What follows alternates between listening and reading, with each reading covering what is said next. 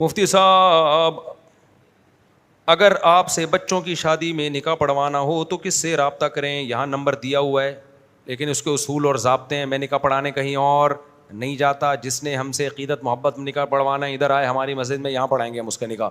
کہیں اور نکاح پڑھانے تجربوں سے میں نے ثابت کیا ہے, گھنٹے گھنٹے لگ گئے, ہال میں چڑھے ہوئے بیٹھے ہوئے ہیں, دولہا بیوٹی پارلر میں اس کی سروس ہو رہی ہے, اس کے نتنے صاف ہو رہے ہیں, ہم یہاں بیٹھے ہوئے ہیں, تیزاب سے دھلوایا جا رہا ہے اس کو. ہم پاگل ہیں, شادی تمہاری, اور اتنا تو ہمیں اپنی شادی میں ٹائم نہیں لگا تھا بھائی. تو پھر سیکیورٹی کے مسائل دیکھو, پھر 1 گھنٹہ جانے میں 1 گھنٹہ آنے میں. ہم تو پاگل ہیں کیا؟ ہمارے دوسرے دنیا میں کوئی کام نہیں ہے بھائی. تو پھر لوگ کہتے ہیں حضرت مجھے آپ سے اتنی محبت ہے, میں آپ تو بچپن سے میری خواہش تھی آپ سے نکاح پڑھواؤں گا, میں نے پلیز آ جائیں. عقیدت تجھے ہے, قربانی مجھ سے لے رہا ہے تو میں کہتا ہوں آپ کو مجھ سے اتنی محبت ہے, میں دل سے قدر کرتا ہوں, آپ اس محبت میں قربانی یہ دیں کہ ہماری مسجد میں آ کے مجھ سے نکاح پڑھوا لیں. سمجھ رہے ہو؟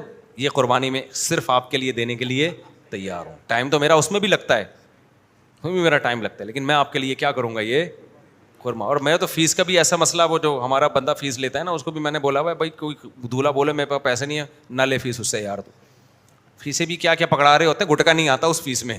بعض لوگ ایسی فیسیں لا کے دے رہے ہوتے ہیں. میں کہتا تو گٹکا خرید کے دولہا کو واپس کر دو. بولا یار گٹکا لے جانا بیگم کے لیے اس سے. تو کہیں گے وہ یہ سمجھے کہ جی یہاں اس لیے کہ جی وہ, تو اس لیے عقیدت محبت ہے نا آپ کو, تو آپ کیا کریں, ادھر آ جائیں. آپ, میں نہیں کہہ رہا سارے ایسے گٹکے کی فیسیں دیتے ہیں, صحیح فیسیں بھی دے رہے ہوتے ہیں, کیونکہ جنہوں نے دیے وہ بولیں گے ہم نے تو صحیح دی تھی.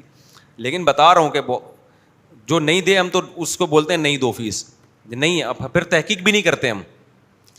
میں نے اس کو ولید کو یہ بولا ہوا ہے کہ اگر کوئی کہے نا میرے پاس پیسے نہیں ہیں تو اس کی وجہ سے نکاح ڈیلے نہ کرو اس کا, اور تحقیق بھی نہ کرو. بعض دفعہ کہ بھائی تو نے آئی فون کہاں سے آ گیا تیرے پاس نکاح کے پیسے نہیں ہے. تو میں نے کہا منہ سے بول دے نہیں ہے تو بس ہم نے کیا کہنا ہے, نہیں ہے. نکاح پڑھانا ہے ہم نے, کیونکہ ہم تو نکاح کو پروموٹ کر رہے ہیں, اس میں ہم فیس کی وجہ سے اس کا نکاح ڈیلے کر دیں, یہ تو بیوقوفوں والی بات ہو گئی نا. منہ سے بول رہا ہے نہیں ہے, بھاڑ میں جائے یار, نہیں ہے, چلا شادی کر. تو وہ کہہ رہا ہے آدھی فیس دے سکتا ہوں, تو آدھی دے دے. اب سوال پیدا ہوتا ہے پھر فری میں ہی پڑھانا شروع کر دو نا. تو فری میں پڑھانے میں ٹینشن ہے. وہ جو بندے ہم نے رکھے ہوئے ہیں نا, جو 4 فارم فل کر رہے ہوتے ہیں اور پھر اس کی رجسٹریشن ہے, تو وہ فری والے کام صحیح نہیں ہوتے. پھر یہاں لائن اتنی لگ جائے گی لوگوں کی, پورے کراچی کو جب پتا چلے گا ادھر فری پھوکٹ میں کوئی نکاح کی فیس ہی نہیں ہے, تو ہم سارے بیان چھوڑ کے نکاح ہی پڑھاڑے ہوں گے لوگوں کے بیٹھ کے, اور کوئی کام ہی نہیں ہوگا ہمارا.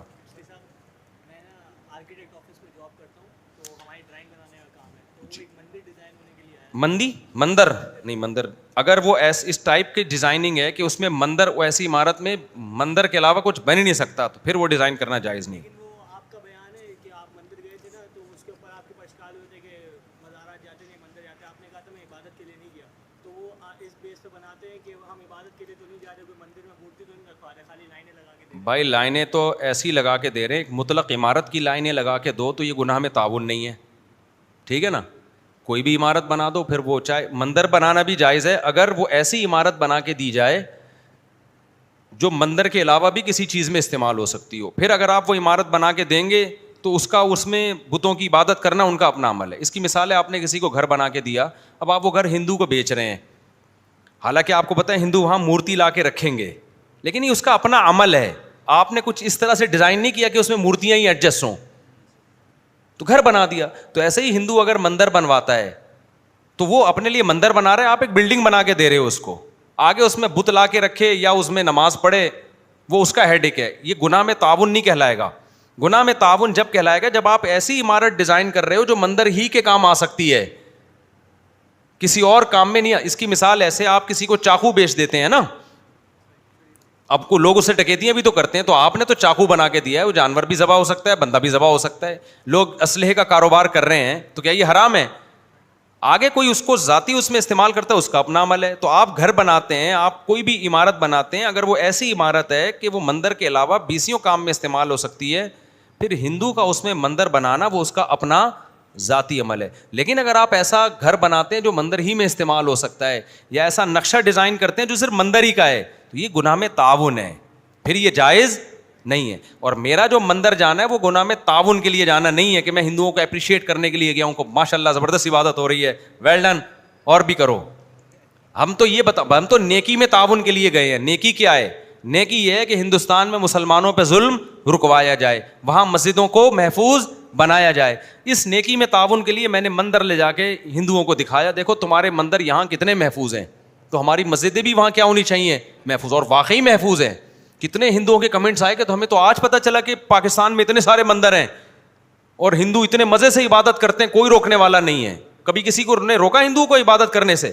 تو یہ اتنی بڑی نیکی ہے جو مندر میں جا کے ہو رہی ہے. اس کی مثال ایسے کہ مندر کوئی گیا توحید کی دعوت دینے کے لیے, اب آپ کہہ رہے مندر جانا کہاں سے جائز ہو گیا؟ مندر جانا بھائی گناہ میں تعاون جائز نہیں ہے, یہ توحید کے پرچار کے لیے گیا ہے, اس کے لیے تو جائز نہیں بلکہ ثواب مل رہا ہے اس کو. تو جانا بذات خود نہ حلال ہے نہ حرام ہے, یہ دیکھا جائے گا آپ کس کام کے لیے جا رہے ہیں اندر. ویسے بھی غیر مسلموں کی عبادت گاہوں میں ویسے جانا بھی جائز ہے. میری پیش نظر تو ایک حکمت تھی, وہ حکمت نہ بھی ہوتی میں ویسے ہی گھومنے کے لیے بھی جاتا تو بھی حرام نہیں تھا. ابے کیا ہو گیا؟ اگر کوئی جا رہا ہے چرچ دیکھنے کے لیے کہ دیکھو اندر سے کیسا ہوتا ہے, تو یہ گناہ میں تعاون تھوڑی ہے, وہ ویسے ہی دیکھنے جا رہا ہے.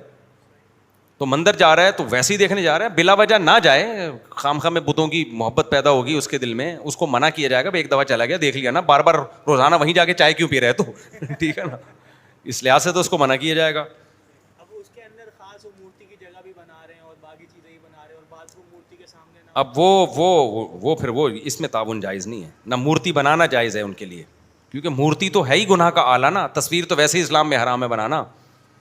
مفتی صاحب اگر مفتی صاحب میری بیٹی کے لیے بریلوی مسلک سے رشتہ آئے اور ہم دیوبندی تو کیا کریں جب لڑکا لڑکی کو پسند کر رہے ہیں. وہی مسلکوں کے نام لے لے کے پوچھتے ہو بھائی, نام لے کے نہ پوچھا کرو نا.